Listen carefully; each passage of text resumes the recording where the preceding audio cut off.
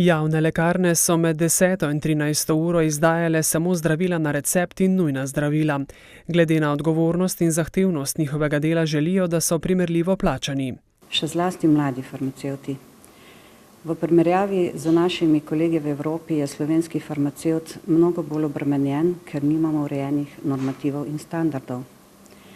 Ob tem pa še velik del naših kolegov ne plačuje naš plačnik, ampak moramo za te kolege sredstva priskrbeti sami, kar mislimo, da ni prav in da je to potrebno urediti.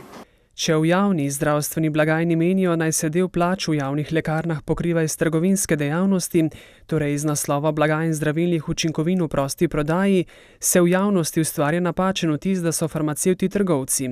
Tako prihaja do razvrednotenja poklica, pravi Jančeva. Farmacevt je strokovnjak, ki predvsem mora ljudem povedati, kako lahko poskrbijo za svoje zdravje in primerno svetovati.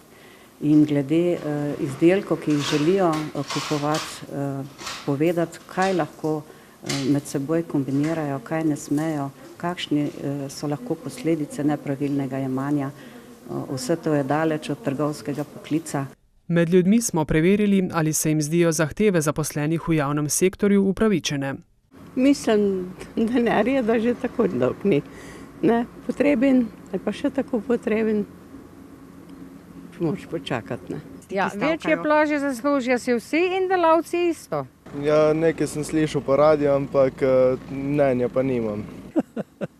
Ja, imajo prav, drug pa tudi ne, se ima že dosti plače velike. Naj dosežijo tisto, kar boja, ne. Naj se jim poveča plača, ne. Farmacevti ob plačnem nesorazmerju opozarjajo še na kadrovsko podhranjenost. Na vprašanje, ali verjame v uspeh opozorilne stavke, Jančeva odgovarja: Mi moramo vedno biti optimisti. Jaz sem na tem delovnem mestu že zelo dolgo.